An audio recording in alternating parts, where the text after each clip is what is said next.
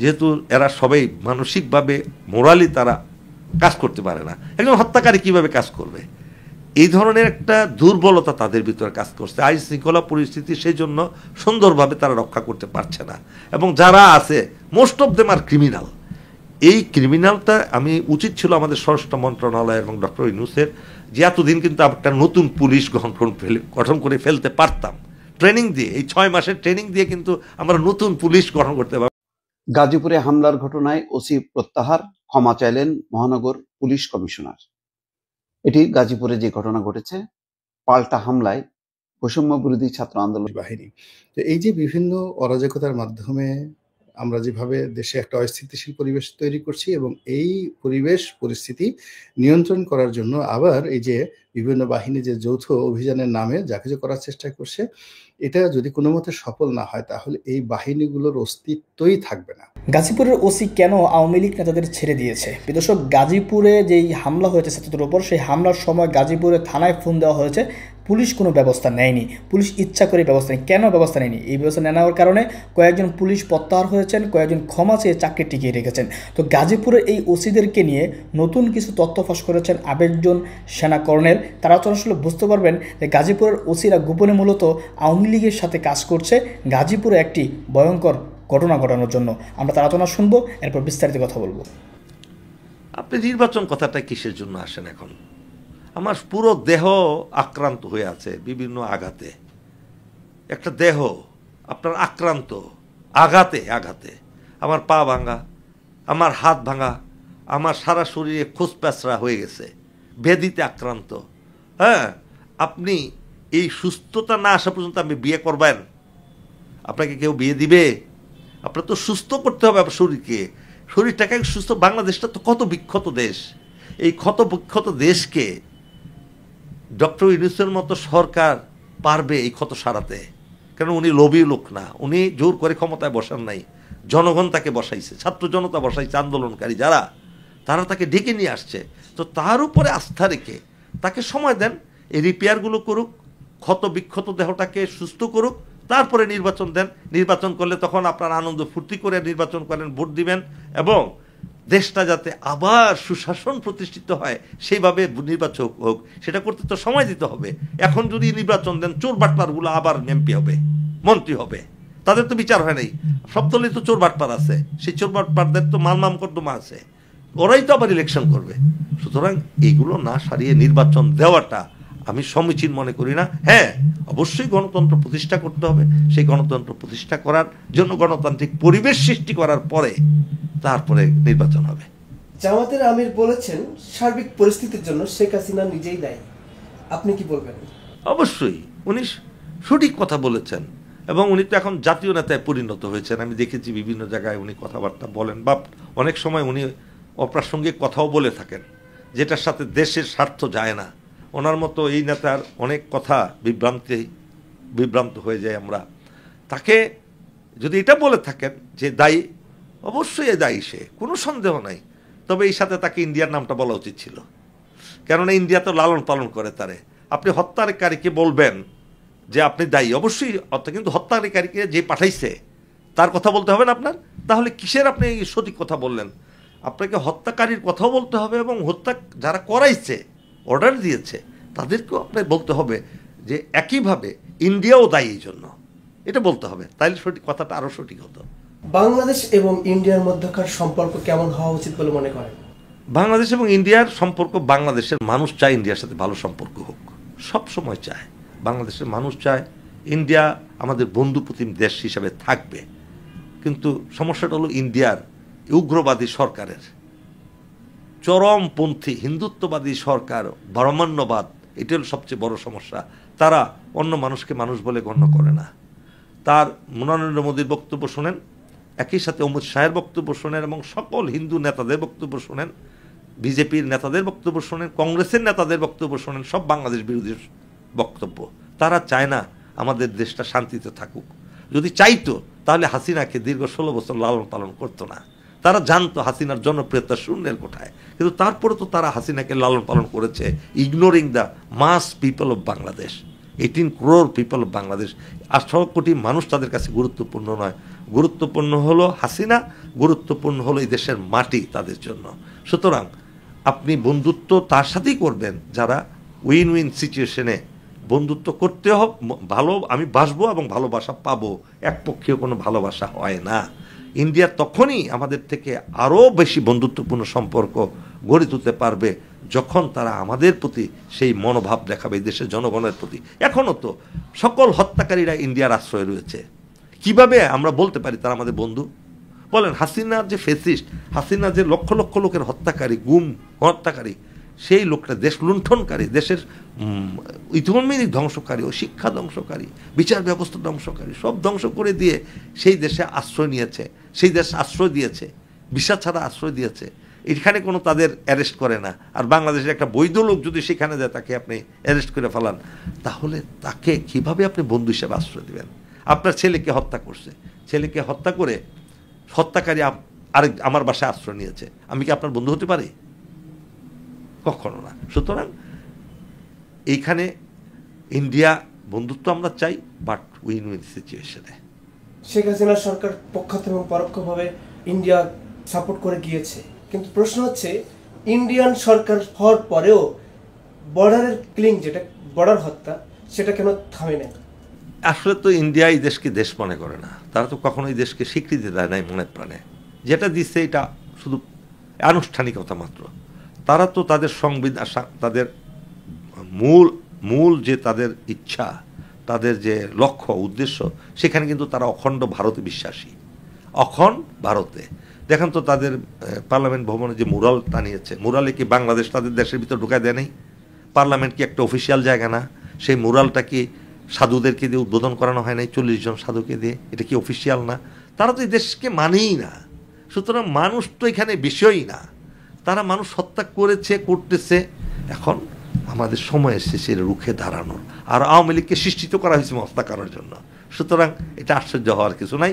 India কখনো এটা থামাবে না যতদিন না পর্যন্ত আমরা প্রতিঘাত না করব।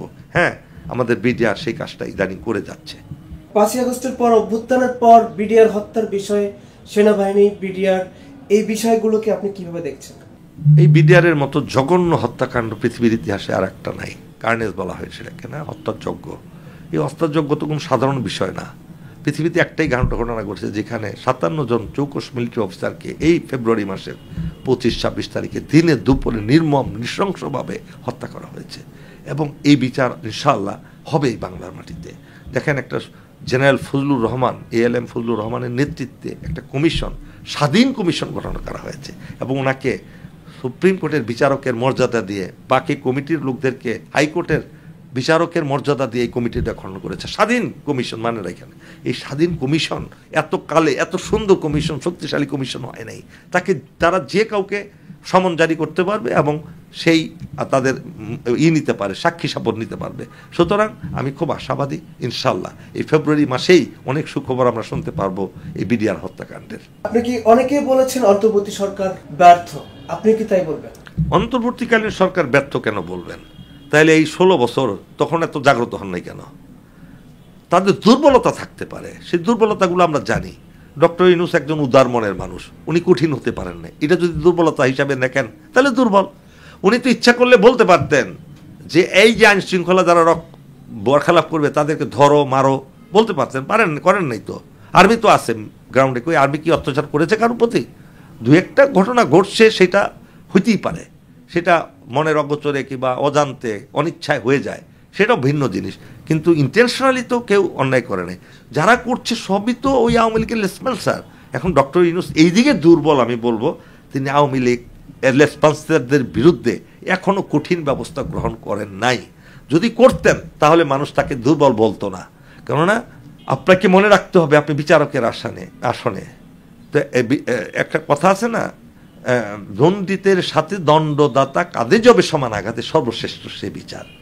এখানে ডক্টর ইউনূস বিচারকের আসনে বসা, ওনাকে কঠিন হইতে হবে, ওনাকে আদেশ দিয়ে নিজের চোখে পানি আসবে, তারপরে আদেশ কার্যকরী করতে হবে। যারা হত্যাকারী তাদের কয়জনকে আমরা এই 6-7 মাসে বিচারের কাঠগড়ায় দাঁড়িয়ে আমরা মৃত্যুদণ্ড দিতে পারছি কি? একজনকেও পারি নাই। তো এইটাই তো ব্যর্থতা তার। এই ব্যর্থতাগুলো আমাদেরকে অনুরোধ করবো ডক্টর ইউনূসকে, আপনি একটু শক্ত হাতে এই ক্রিমিনালদেরকে ধরা শুরু করেন। বিশেষ করে পুলিশের হত্যাকারীদেরকে, তারা বিভিন্ন উচ্চ পদে বসে আছে, সেক্রেটারিরা উচ্চ পদে বসে আছে, যারা এই দেশ ধ্বংস করেছে, তাদেরকে বিচারের আওতায় এনে কঠিন শাস্তি দেন। আপনাকে এই জনগণ আপনার আমৃত্যু ক্ষমতা রাখার জন্য আপনাকে প্রেসিডেন্ট পদে ইনশাআল্লাহ আজীবন বসিয়ে রাখবে। দেশের ব্যবসা বাণিজ্য অর্থনীতি ভেঙে পড়েছে বলে অনেকে মন্তব্য করেছেন। না, ব্যবসা বাণিজ্য এগুলো অতিরঞ্জিত কথা, এটা ভেঙে যায় নাই। হ্যাঁ, দেশের পুলিশ যেহেতু নিষ্ক্রিয় এখন, যেহেতু এরা সবাই মানসিকভাবে মোরালি তারা কাজ করতে পারে না, একজন হত্যাকারী কিভাবে কাজ করবে, এই ধরনের একটা দুর্বলতা তাদের ভিতরে কাজ করছে। আইন শৃঙ্খলা পরিস্থিতি সেই জন্য সুন্দরভাবে তারা রক্ষা করতে পারছে না। এবং যারা আছে most of them are criminal. এই ক্রিমিনালটা আমি উচিত ছিল আমাদের স্বরাষ্ট্র মন্ত্রণালয় এবং ডক্টর ইউনূসের, যে এতদিন কিন্তু একটা নতুন পুলিশ গঠন করে ফেলতে পারতাম ট্রেনিং দিয়ে। এই 6 মাসের ট্রেনিং দিয়ে কিন্তু আমরা নতুন পুলিশ গঠন করতে পারবো, ক্রিমিনালদেরকে শাস্তি দিয়ে বের করে দিতে পারতাম। এই কাজটা তিনি করেন নাই। যদি করে ফেলতেন, ব্যবসা বাণিজ্য সব ঠিক হয়। চাঁদাবাজির মাধ্যমে তো এগুলো হয়, রাস্তাঘাটে চাঁদাবাজি করছে এবং নতুন অনেক পলিটিক্যাল পার্টিতে জয়েন করছে এই ক্রিমিনালরা, এবং ওরাও স্বাগত জানিয়েছে। বিশেষ করে বর্তমান কয়েকটা বড় রাজনৈতিক দল ওই ক্রিমিনালদেরকে তাদের দলে ভিড়িয়ে নিয়েছে, এবং তারা এই কাজগুলো করে দেশের জিনিসপত্রের দাম বাড়াচ্ছে, বিভিন্নভাবে সিন্ডিকেট করে এগুলো করছে। যেটা এখনও সময় আছে, আমি অনুরোধ করব অন্তর্বর্তীকালীন সরকারকে, আমি রাওয়ার চেয়ারম্যান হিসাবে বলছি যে আপনারা আরেকটু শক্ত হস্তে এদেরকে, ক্রিমিনালদেরকে ধরেন, তাদের বিচারের আওতায় আনেন, তাদের সম্পত্তি ক্রয় করেন, তাদেরকে আটক করেন, জেলখানা ভরেন ইনশাআল্লাহ। গাজীপুরে হামলার ঘটনায় ওসি প্রত্যাহার, ক্ষমা চাইলেন মহানগর পুলিশ কমিশনার। এটি গাজীপুরে যে ঘটনা ঘটেছে, পাল্টা হামলায় বৈষম্য বিরোধী ছাত্র আন্দোলনের নেতাকর্মীরা আহত হয়েছে। সেই কারণে কর্তব্যে বা দায়িত্বে অবহেলার কারণে ওসিকে প্রত্যাহার করা হয়েছে। গাজীপুর মহানগর পুলিশ কমিশনার ক্ষমা চেয়েছেন এবং তিনি এই ঘোষণা দিয়েছেন। কিন্তু বিষয়টা হলো যে পুরো ঘটনাটা কি, আসলে কিভাবে তারা আহত হলো, সেই ঘটনার কি একটা পূর্ণাঙ্গ তদন্ত আমরা পেলাম? সেই তদন্ত কিন্তু পেলাম না। এটা তদন্ত করা উচিত ছিল যে কিভাবে তারা আহত হলো। বৈষম্য বিরোধী ছাত্র আন্দোলন তারা বলছে যে সেখানে হামলা লুটপাটের খবর প্রতিহত করতে তারা গেছে। তারা যাবার পর মাইক যোগে ডাকাত ডাকাত করে চিৎকার চেঁচামেচি করার পর এলাকাবাসী এসে ঘেরাও করে এবং তাদের উপর হামলা চালায়।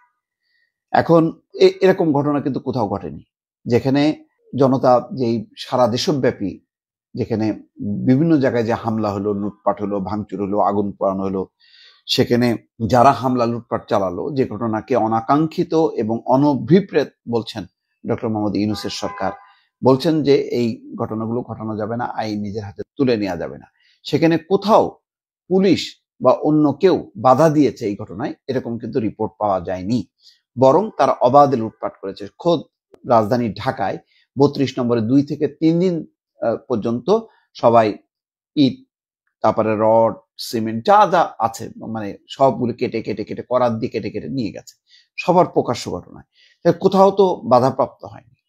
তো সেখানে তাদেরকে যে নাগরিকরা লুটপাট করেছে, আগুন দিয়েছে, হামলা করেছে, যেটা সরকার চায়নি, সরকার যেটা বলছে, মুখে বলছে, আমি ধরে নিলাম যে হয়তো ভেতরে ভেতরে চেয়েছে, কিন্তু মুখে তো তারা বলেছে যে তারা এটা চায়নি।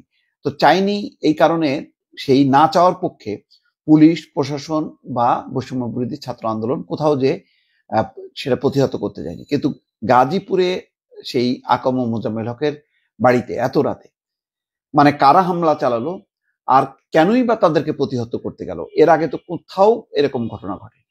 আর এই প্রতিহত করতে যে তারা আবার হামলার শিকার হলো, এই ঘটনাটা সত্য মিথ্যা যাচাইয়ের জন্য আগে তো দরকার ছিল একটা তদন্ত কমিটি করা, কমিশন করা, যে প্রকৃত ঘটনাটা কি সেটা ফাইন্ড আউট করা। ফাইন্ড আউট না করেই ওসিকে প্রত্যাহার করা হলো। তারপরে পুলিশ কমিশনার ক্ষমা চাইলেন। তাহলে এখানে কি পুলিশ খুব শক্ত অবস্থান থাকলো না, তো পুলিশের একটা দুর্বল অবস্থা হলো। এবং এইসব ঘটনা সারা পুলিশের মধ্যে এটা প্রভাব পড়ে, প্রশাসন দুর্বল হয়ে পড়ে। প্রশাসন তখন নিজের মতন করে কাজ করতে পারে না। তখন তারা চিন্তা করে যে যেসব শক্তি নানা রকম অকারেন্স ঘটাচ্ছে তাদের পেছনে সরকারের সমর্থন আছে কিনা। যদি তারা মনে করে যে না, এর পিছনে তো সরকারের সমর্থন আছে, তখন তারা নীরব হয়ে যায়। তাহলে কিভাবে আইন শৃঙ্খলা পরিস্থিতি রক্ষা হবে? এই যে নতুন করে একটা অপারেশন শুরু হলো, তো এই অপারেশনটা কিভাবে সাকসেসফুল হবে?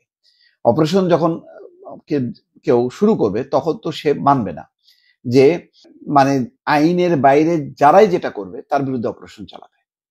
তাহলে গত 2-3 দিন থেকে 5 তারিখ থেকে ঘটনাগুলো কি আমলে নেওয়া হবে, নাকি শুধুমাত্র পাল্টা হামলা যেখানে হবে, যেখানে বাধাগ্রস্ত হবে সেখানে হবে? অর্থাৎ বেছে বেছে অপারেশন নাকি সামগ্রিকভাবে? এই জন্যই বলছি যে পুরো বিষয়টা এখনো আমার ধারণা যে এখনো পরিষ্কার না, স্বচ্ছ না, আমার কাছে অন্তত এখনো হয়নি।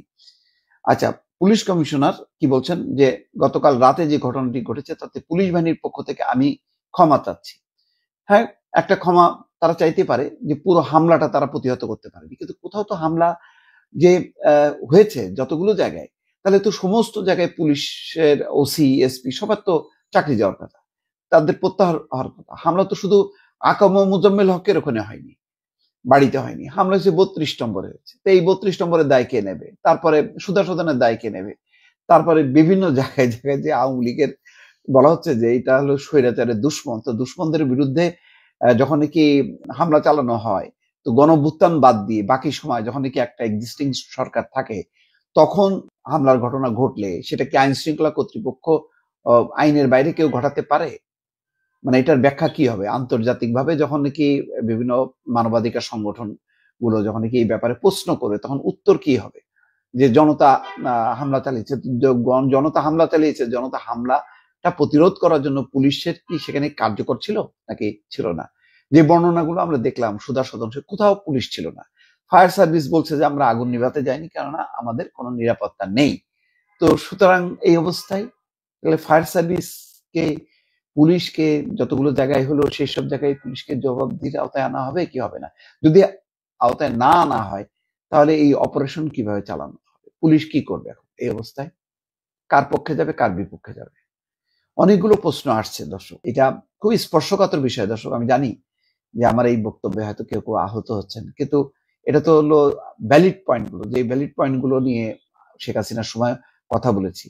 তখনকার যেই আইন বহির্ভূত কর্মকাণ্ডগুলো, অত্যাচার, নিপীড়ন, ভোটারবিহীন আয়োজন, তার বিরুদ্ধে তো কথা বলতে হয়েছে। তো এখনো এই ঘটনাগুলোকে জাস্টিফাইড করবো কি করে? পুলিশ প্রশাসনের নাকের ডগায় একটা সরকার থাকতে, যেখানে সরকার বলছে অনাকাঙ্ক্ষিত অনভিপ্রেত, সেই ঘটনাগুলো কেন ঘটলো, কিভাবে ঘটলো, এই ব্যাপারে কি কোনো সামগ্রিকভাবে তদন্ত করার জন্য এখন পর্যন্ত কোনো কমিশন কমিটি করা হয়েছে? আমার ধারণা হয়নি। হঠাৎ করে একটা ঘোষণা দেওয়া হলো যে একটা অপারেশন শুরু হবে। সেই অপারেশনটা কি হবে? অনেকগুলো প্রশ্ন আসছে। তো মোট কথা আসলে পুলিশ এইভাবে যদি প্রত্যাহার হয়, ক্ষমা চায়, যেখানে কোথাও বলা হচ্ছে চুপ থাকো আর কোথাও বলা হচ্ছে তুমি অপারেশনে যাও, এই দ্বিমুখিতা বা দ্বিচারিতা দিয়ে তো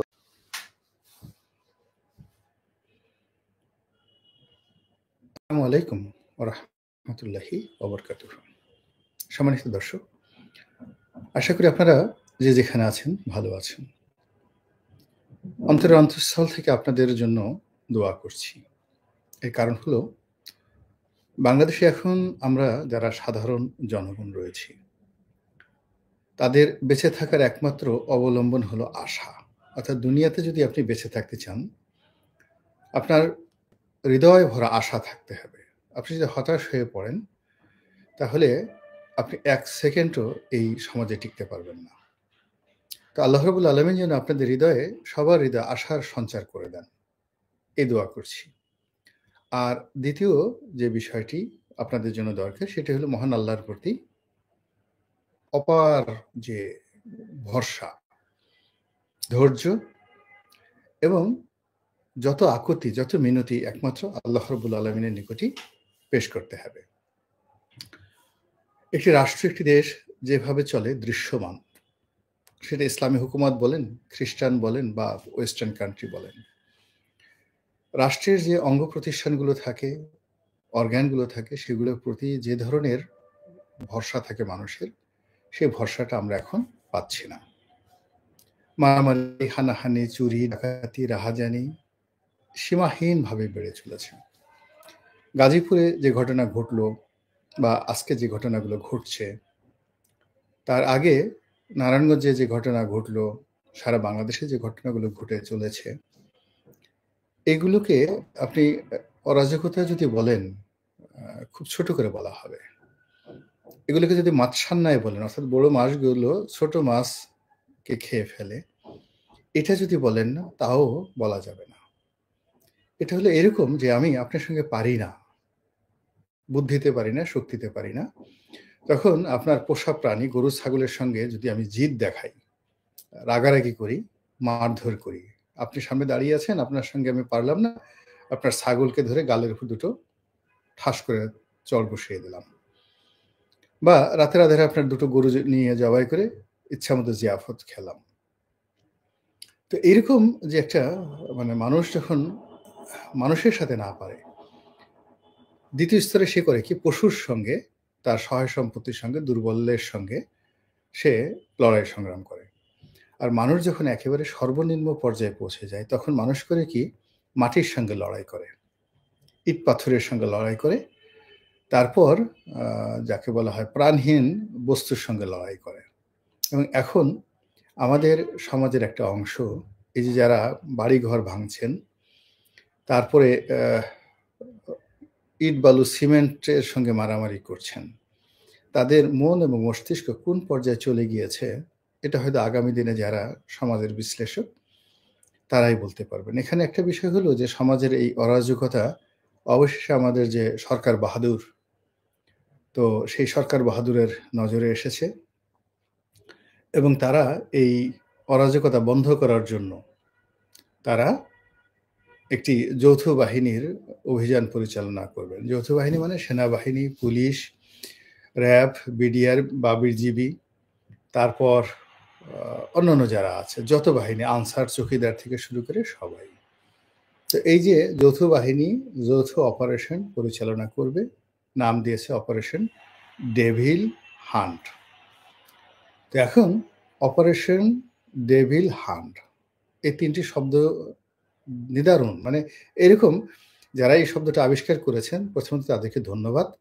এখানে শয়তান যাদেরকে ধরা হবে তারা আর মানুষের পর্যায়ে নেই, ইবলিসের পর্যায়ে চলে গেছে।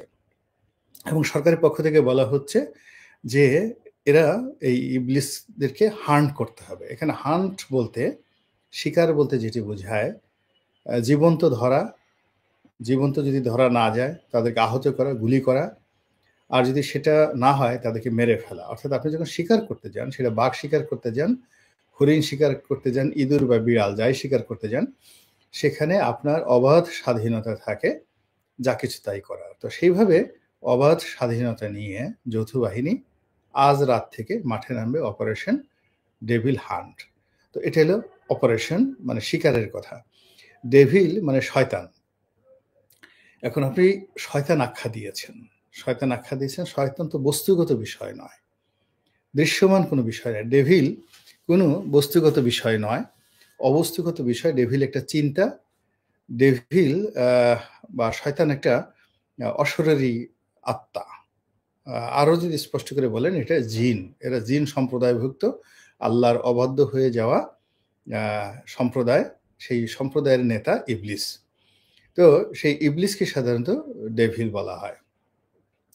তা আপনি যদি শয়তান ধরতে যান, আর যদি শয়তানের দেহ না থাকে, শয়তানের অস্তিত্ব না থাকে, শ্বাস প্রশ্বাস না থাকে, তাহলে আপনি শয়তান ধরবেন কিভাবে? তো কথাটা যত সুন্দর শোনা যায়, আসলে বাস্তবে গিয়ে যদি এভাবে ফেল করার পর যদি বলা হয় যে আমরা তো আসলে শয়তান ধরার চেষ্টা করেছি, সারা বাংলাদেশে অনেক চেষ্টা করেছি, কিন্তু একটা ইবলিসকেও আমরা খুঁজে পেলাম না। এর কারণে ইবলিসের তো কোনো শরীর নেই, শরীর না থাকলে আমরা গুলি করবো কোথায়, শরীর না থাকলে আমরা গ্রেপ্তার করবো কিভাবে, আর শরীর যদি না থাকে আমরা তাদের হ্যান্ডকাপ পরাবো কিভাবে।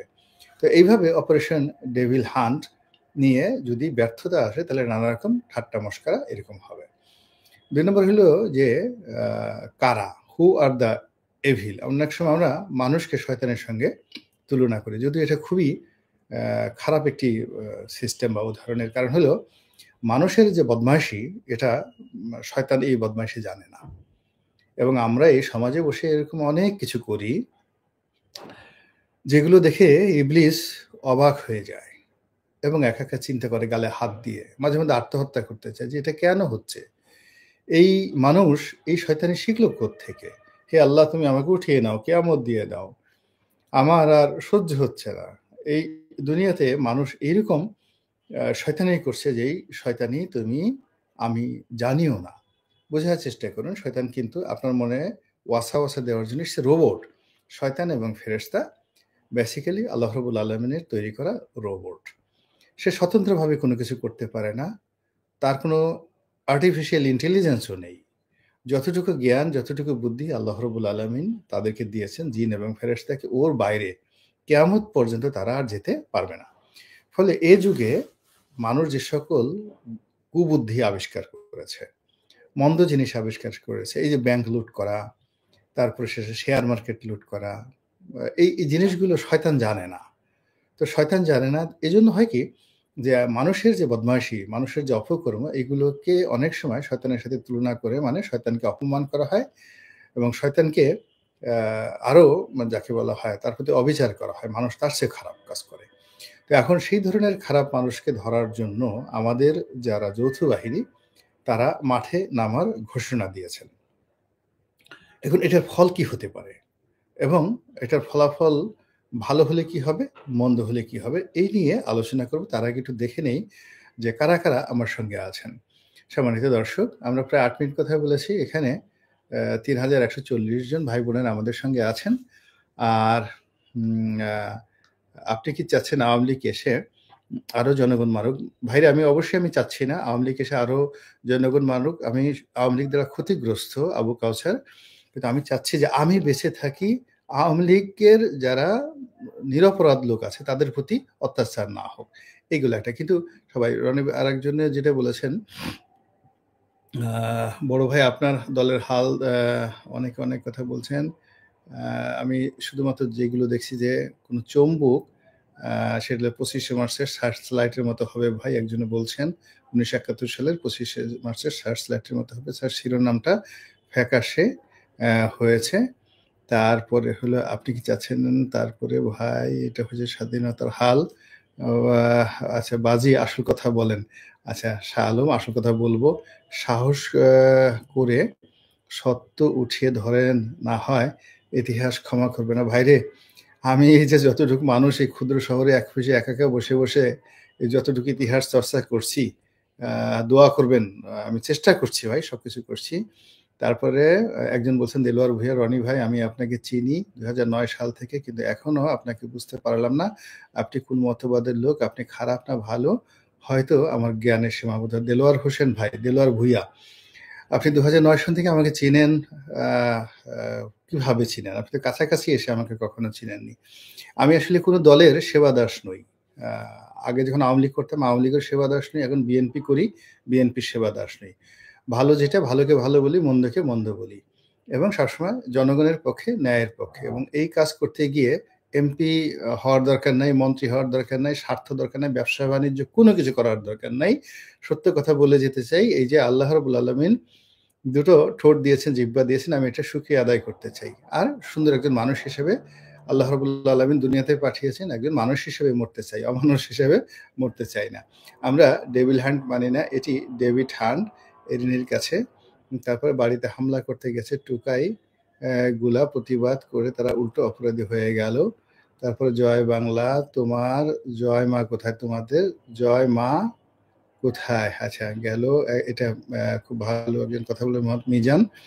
তারপরে আমি সবাইকে আহ্বান জানাচ্ছি, যারা ভিন্ন মত পোষণ করেন তারা মন্তব্য করেন, তাহলে আমার জন্য কথা বলতে সুবিধা হয়। এখানে যারা আছে নিজের ঢোল বাজানো বন্ধ করেন, আমরা আপনার অতীত জানি।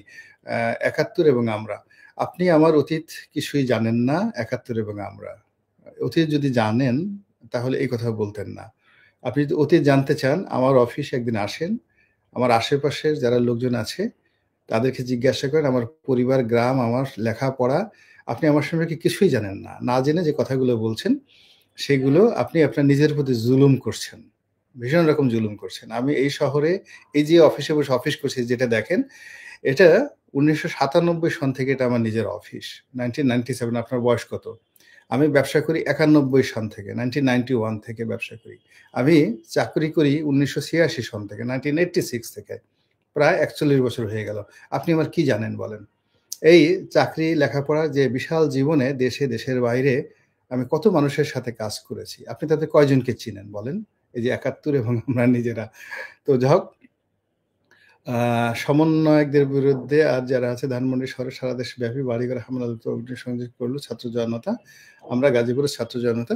যাই হোক, এইভাবে আরো অনেক মন্তব্য। এখন আসল প্রসঙ্গে আসি। আপনাদের মনে আছে যে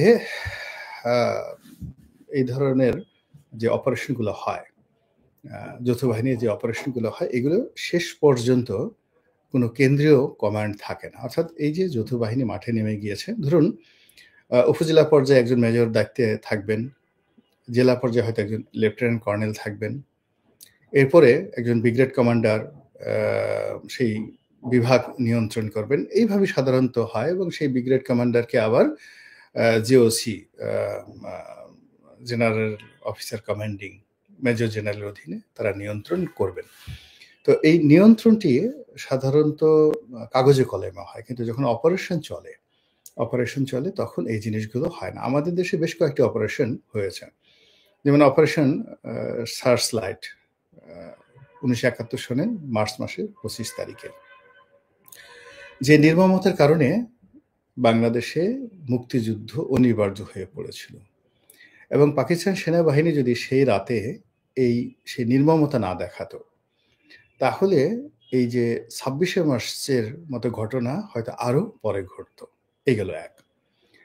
দ্বিতীয়ত হলো যে বঙ্গবন্ধুর জামানাতে তার নিজের দলের যে যারা লোকজন মুক্তিযোদ্ধার নামধারী ভুয়া মুক্তিযোদ্ধা, আওয়ামী লীগের লোকদের অত্যাচার, যুবলোকদের অত্যাচার, জাসদের অত্যাচার, সিরাজ শিকদারের সর্বহারা পার্টির অত্যাচার, এরকম আরো অনেক, অন্তত 100টি আন্ডার যাকে বলে ওয়ার্ল্ডের গ্যাং পার্টি ছিল এই সময়টাতে। তো এদের অত্যাচারে সারা বাংলাদেশ একেবারে তখন রীতিমতো জাহান্নাম হয়ে গিয়েছিল। তো এইগুলো দমন করার জন্য তখন রক্ষী বাহিনীকে নামানো হয়েছিল। অপারেশন কোনো নাম না দিয়ে রক্ষী বাহিনীকে নামানো হয়েছিল। তো সেই রক্ষী বাহিনীর যে অত্যাচার, 99% অত্যাচার হয়েছিল কিন্তু আওয়ামী লীগের উপর, যুবলীগের উপর, এবং আওয়ামী লীগের জেলা পর্যায়ের বড় বড় নেতা, সেই প্রেসিডেন্ট, সেক্রেটারি, তাদেরকে ধরে রক্ষী বাহিনীর যারা লোকজন বেদম প্রহার করেছিল, মানে অস্বাভাবিক প্রহার মেরে ফেলেছিল অসংখ্য, এবং আওয়ামী লীগের বলতে গেলে কোমর ভেঙে দিয়েছে সেই রক্ষী বাহিনীর অত্যাচার। জাসদ বা অন্যান্য যারা প্রতিপক্ষ আছে তারা ঠিকই গা ঢাকা দিয়েছিল, কিন্তু আওয়ামী লীগের যে সকল লোক চাঁদাবাজি করতো, মদ খেত, অন্যান্য মন্দ কাজ করতো, টিন চুরি করতো, কম্বল চুরি করতো, তাদেরকে এই সেনাবাহিনী ধরলো। এবং এটা কোনো অবস্থাতেই বঙ্গবন্ধু যেমন নিয়ন্ত্রণ করতে পারেননি, সেনাবাহিনীর কেন্দ্রীয় কমান্ড দ্বারা নিয়ন্ত্রণ করা যায়নি। এর কারণ হলো প্রতিটি এলাকাতে গিয়ে যখন জনগণের মুখে সেনা কর্মকর্তারা নির্যাতনের কাহিনী তারা শুনতো, তখন আর তারা তাদের যে যাকে বলে স্বাভাবিক ক্রোধ, এটাকে দলীয় দলদাসের মতো তারা নিজেকে নিয়ন্ত্রণ করতে পারতো না। তো একই অবস্থা হয়েছিল কিন্তু অপারেশন ক্লিন হার্ট, যেটি বেগম খালেদা জিয়া 1991 সালে ক্ষমতা আসার পরে এটি করেছিলেন। তখনও অলনে সাডেন ঠিক এখনকার মতো একটি অবস্থা হয়েছিল। সারা বাংলাদেশে বিএনপি নেতাকর্মীদের যে জুলুম, অত্যাচার, বিভিন্ন রকম সন্ত্রাসী বাহিনী, যেমন ধরুন পিচ্চি হান্নান, তারপরে শেষে ডেভিড, পিচ্চি হান্নান, ডেভিড, মুরগি মিলন থেকে শুরু করে আরো অনেক কিছু, মানে একটা বিরাট একটা সন্ত্রাসী বাহিনী, এবং তাদের বিরুদ্ধে যখন সেনাবাহিনী অপারেশন নামলো, অপারেশন ক্লিন হার্ট করে বিএনপি সুফল পেয়েছিল, দলীয় সরকার ক্ষমতায় থেকেছিল, কিন্তু বিএনপির যে আন্ডারওয়ার্ল্ডে একটা গুরুত্ব ছিল, তারপর শেষে রাজপথে একটা গুরুত্ব ছিল, কারণ এইগুলো গুন্ডামি বদমাশি করলেও বিএনপি রাজনীতিটিকে রাজপথে তারা টিকে রেখেছিল অস্ত্রের ঝনঝনানি দ্বারা। এটার একেবারে পুরোপুরি কোমর ভেঙে দেওয়া হয়। এরপর যৌথ বাহিনী আবার অপারেশন পরিচালনা করে, ওটার কোনো নাম হয়নি 111-এর সময়। তো 111-এর সময় মূলত তখনও যৌথ বাহিনীটা চালিয়েছিল দুর্নীতি দমন কমিশন, সেনাবাহিনী, আয়কর বিভাগ, মানে জাতীয় রাজস্ব বোর্ড, এরা সবাই মিলে একটা অপারেশন চালিয়েছিল। এবং সেই অপারেশনটা প্রান্তিক লেভেলে ভাঙচুর থেকে শুরু করে হাট বাজার তস নস করে পুরো অর্থনীতিকে মিনিমাম 10 থেকে 15 বছর পিছিয়ে দিয়েছিল। আর এখন মাঠের যে বাস্তব অবস্থা হলো যে বেশিরভাগ জেলার এসপি এবং ডিসি, যেখানে জামাতের আমির আছে, বা সেখানে জেলার এসপি ডিসি জেলা পর্যায়ে সাধারণত জামাতের কথাবার্তা শুনছে। এরপর ঢাকাতে যেটি হচ্ছে, ঢাকাতে কোর্ট কাছারি অফিস আদালত প্রায় সব জায়গাতে কিন্তু জামাতের লোকজনের আধিপত্য অনেক অনেক বেশি। কিন্তু মাঠ ঘাট থেকে শুরু করে সব জায়গাতে কিন্তু যারা চাঁদাবাজির সঙ্গে জড়িত, যারা অন্যায় অনিয়মের সাথে জড়িত, এদের একটা বিরাট অংশের বদনাম কিন্তু বিএনপির ঘাড়ে চলে এসেছে। এটাই হলো বাস্তবতা। ২ নম্বর হলো যে আওয়ামী লীগের যারা লোকজন রয়েছেন তারা তো অলমোস্ট সবাই পলাতক, এবং কোনো জায়গাতে আওয়ামী লীগের লোকজনের হাতে এখন কোনো কিছু নেই। একেবারে যে মানুষগুলো যার যার এলাকাতে বসবাস করছেন, একেবারে গোবেচারা কৃষক, মুটে মজুর, দিন আনে দিন খায়, তাদেরকে জেলখানাতে ধরে নিলেও তাদের কিছু আসে যায় না, তাদেরকে মারলেও কিছু আসে যায় না, বউ বাচ্চারা কান্নাকাটি করবে এবং অনেক উল্লেখ্য। কিন্তু যারা গত ১৫ বছর ধরে টাকা রোজগার করেছে, অন্যায় করেছে, যাদের অপরাধের পরিমাণ খুব বেশি, তারা হয়তো দেশ ছেড়ে বিদেশে গেছে, অনেকে হয়তো দেখা গেল যে বাংলাদেশের মধ্যেই আছে কিন্তু এক জেলা থেকে অন্য জেলাতে আছে। ফলে শয়তান ধরার নামে আওয়ামী লীগের এই সমস্ত একটা টিকিও কাউকে ধরা যাবে না, ছাত্রলীগের কাউকে ধরা যাবে না, কেননা তারা তো সবাই পলাতক। তাহলে শয়তানটা কে? শয়তানটাকে যারা এই মুহূর্তে যদি আপনি জনপদে যান, সেনাবাহিনী যায়, যৌথ বাহিনী যায়, বা তাদের কাছে যদি তালিকা থাকে, তাহলে এই গত ৬ মাসে যে অপরাধগুলো, অন্যায়গুলো হয়েছে সেগুলোও তারা কগনিজেন্সে নেবে, আর তার সঙ্গে সঙ্গে গত ১৫ বছরে যে সকল অন্যায় হয়েছে সেগুলো কগনিজেন্সে নেবে। নিয়ে ধরুন একটা তালিকা করলো, ১০০ জনের একটা তালিকা করলো। তো ১০০ জনের মধ্যে আওয়ামী লীগ, ছাত্রলীগের ধরুন ৭০ জন আছে। এখন ৭০ জনের তো ৭০ জনই পলাতক। তো তাদেরকে তো আপনি এভাবে পাবেন না। তাদের বউ বাচ্চাকে ধরতে পারবেন, তাদের বাড়িতে আপনি তল্লাশি চালাতে পারবেন, আরও অনেক কিছু, কিন্তু তাদেরকে আপনি পাবেন না। বাকি ৩০ জন যারা আছে, সেই ৩০ জনের মধ্যে কোথাও আপনি ছাত্র জনতার নামধারী সমন্বয়কদের পাবেন, কোথাও ছাত্র দলের লোক পাবেন, যুব দলের লোক পাবেন, বিএনপির লোক পাবেন, কোথাও জামাতের লোক পাবেন, বাকি ৩০ জন লোক। তো এদের মধ্য থেকে একটা অংশকে যদি ধরা হয়, পিটানো হয়, জেলে নেওয়া হয়, মুহূর্তের মধ্যে পুরো বাংলাদেশের যে রাজনীতির মধ্যে একটা আতঙ্ক ছড়িয়ে পড়বে। নির্বাচন দুর্বিষহ এবং দুরূহ হয়ে পড়বে, এবং প্রতিটি রাজনৈতিক দল ইয়ানফসি বলা শুরু করে ফেলবে। এবং শুধু তাই নয়, যে এই চাঁদাবাজদের একটা সিন্ডিকেট থাকে, তারা নিজেরা খায় এবং ঊর্ধ্বতন নেতাদেরকে দেয়। তারা একা একা সাধারণত এই ধরনের চাঁদাবাজি হয় না। পরিবহন সেক্টর বলেন, এলাকা বলেন, যা কিছু বলেন, প্রতিটি চাঁদাবাজির একটা বিশাল সিন্ডিকেট রয়েছে।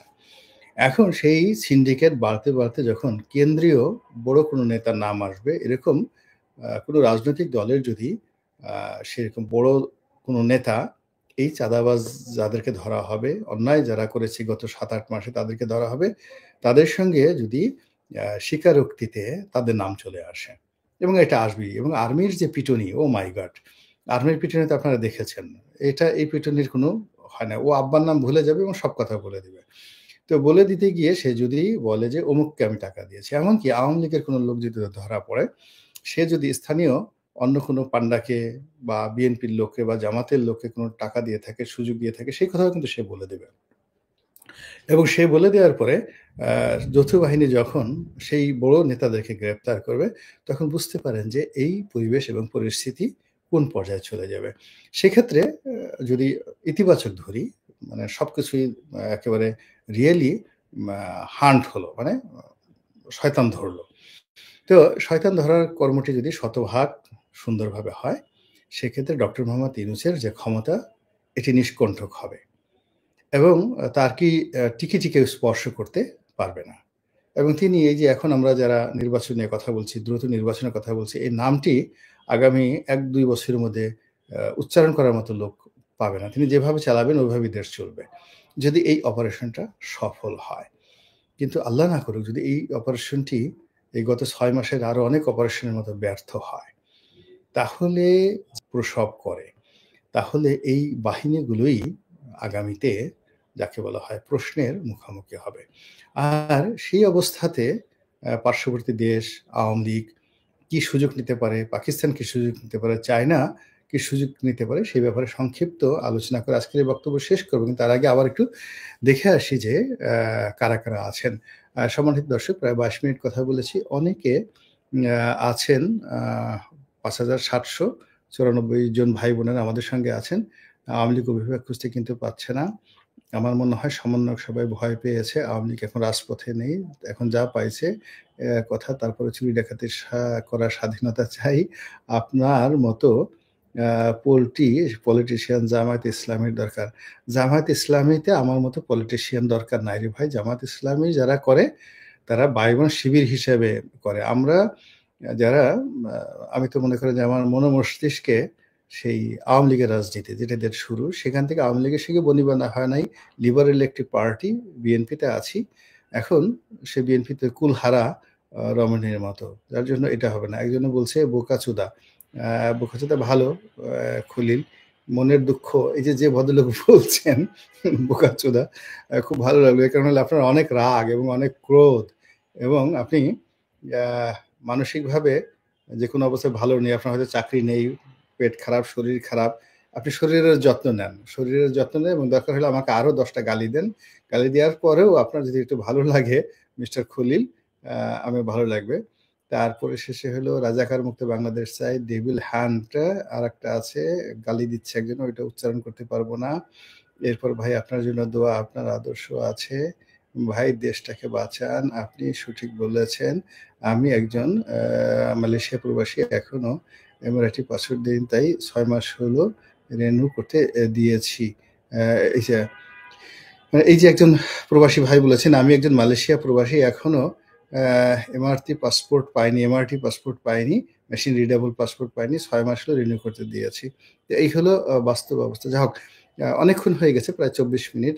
আর বেশি কথা বলবো না। সবার আগে যেটা বলতে চাই, যদি আমরা সফল হই আলহামদুলিল্লাহ, আর যদি ব্যর্থ হই তাহলে প্রতিবেশী রাষ্ট্র আমাদেরকে নিয়ে অপপ্রচার যেটা করছে সেটা বাড়তে থাকবে, এবং এখানে আমাদের অভ্যন্তরীণ রাজনীতিতে নাক গলানোর সুযোগ পাবে, এবং তারা আওয়ামী লীগের মতো একটি দলকে তাদের হাতিয়ার হিসেবে অতীতে যেভাবে ব্যবহার করেছে তার সাথে আরও নিকৃষ্টভাবে যদি ব্যবহার করার জন্য আমাদের সীমান্তে অপতৎপরতা চালায়, তখন আমরা নিজেদের কপালে নিজেরা থাপ্পড় মেরে অথবা আত্মহত্যা করা ছাড়া আমাদের কোনো উপায় থাকবে না। এর কারণ হলো আমাদের জাতীয় ঐক্যের যে প্রতীক, সেটা হলো সেনাবাহিনী।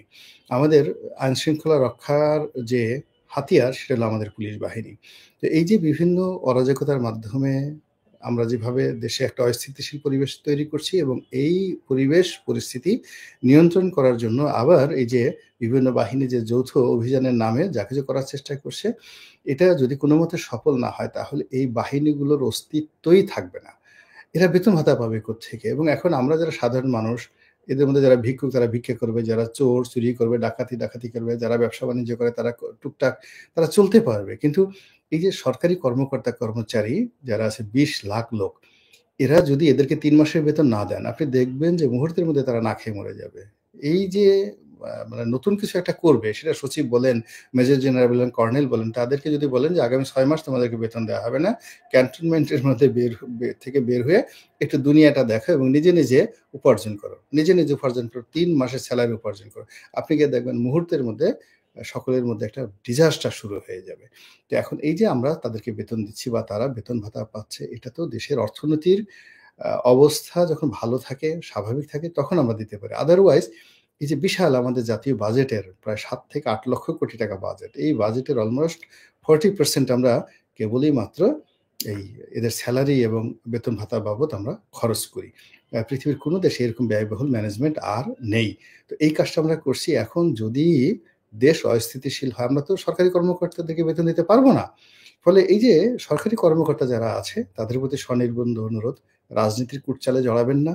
শয়তান ধরতে নামছেন, সত্যিকার শয়তান ধরেন এবং দৃষ্টান্তমূলক শাস্তি দেন, যেন কোনো মানুষ ভবিষ্যতে আর যেন শয়তান হওয়ার দুরাশা পোষণ না করে। যারা এই অপারেশনে নামবেন তাদের জন্য শুভাশিস রইল, এবং কোনো অবস্থাতেই আল্লাহ রাব্বুল আলামিন আপনাদেরকে যে দায়িত্ব দিয়েছে এবং আপনাদের হাতে জাতি যে অস্ত্র তুলে দিয়েছে, এই অস্ত্র যেন কখনো আত্মঘাতী না হয় এবং কোনো মানুষ যেন মজলুম না হয় এবং আপনাদের দ্বারা যেন কোনো ব্যক্তি ক্ষতিগ্রস্ত না হয়, এই দোয়া করছি। আসসালামু আলাইকুম ওয়া রাহমাতুল্লাহি ওয়া বারাকাতুহু। কর্নেল হকের কথাগুলো শুনেছেন, কথাগুলো শুনে বুঝতে পেরেছেন। গাজীপুরে এবং প্রত্যেক থানায় তিনি বলে একটা আলোচনা যে এই সংস্কার আপনি কিভাবে করবেন, যেখানে আওয়ামী লীগের দোসররা বা আওয়ামী লীগের আমলে যারা নিয়োগ হয়েছে তাদেরকে দিয়ে আপনি সংস্কার কিভাবে করবেন বা করা সম্ভব হবে না, কারণ তারা সংস্কার করবে না, কারণ সংস্কারের পক্ষে না, কারণ তারা চাইবে যেন আওয়ামী লীগ কীভাবে আবার ক্ষমতায় আসে, এই সরকার কীভাবে চলে যায়, রাজনৈতিক দল কীভাবে ক্ষমতায় আসে, কারণ তারা এখন কিছু করতে পারতেছে না। তো উচিত ছিল এই হাসিনার আমলে যারা নিয়োগ পেয়েছে প্রত্যেককেই চাকরি পরিত্যক্ত করে নতুন করে ছাত্র জনতাকে ঢুকানোর জন্য, তাহলে হয়তো বা সংস্কারটা হতো, সুন্দর হতো। আর প্রশাসন, আমলা, সচিবালয় যারা আছেন তাদেরকে পরিবর্তন করা দরকার ছিল, হয়তো বা কোনো প্রশ্ন নাই, যদি করে ফেলতেন কিছুই হইতো না, কিন্তু করার সে সাহসটা, এই সাহসটাই এই সরকার করতে পারে নাই। সাহসের অভাব ছিল, সহনশীলতা ছিল। আজকে আসিফ স্যার বলেছেন যে সরকারের এই সহনশীলতাকে দুর্বলতা মনে করতেছে আওয়ামী লীগ, তার কারণেই তারা মাথা চাড়াতে উঠেছে। আসলে আপনারা যে সহনশীলতা দেখাচ্ছেন আমরা এটা ভাবতেছি না, আমরা মনে করতেছি আপনারা দুর্বল। প্লিজ আপনাদের ক্ষমতা দেখান, আপনাদেরকে রাষ্ট্রের ক্ষমতা দেখান, সব জায়গায় প্রয়োজনে দেখান, এবং জনগণের পক্ষ নিয়ে রাষ্ট্রের ক্ষমতা দেখান, তাহলে অবশ্যই জনগণ আপনাদের পক্ষে থাকবে।